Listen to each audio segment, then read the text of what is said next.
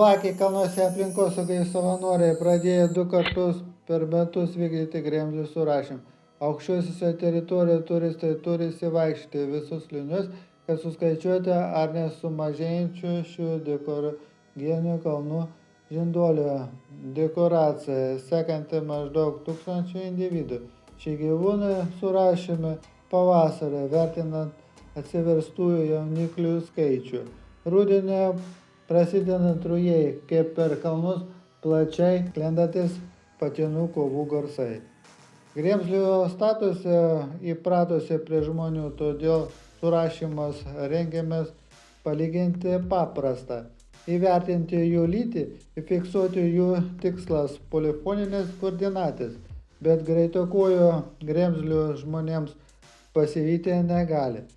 Savininkai sako, kad lengviau jų skaičiuoti sekasi tiems, kurie pažįsta kalnus ir išmano jų gyvenimo įpročius. LRT žinias parengė Sergejus Tomilenko.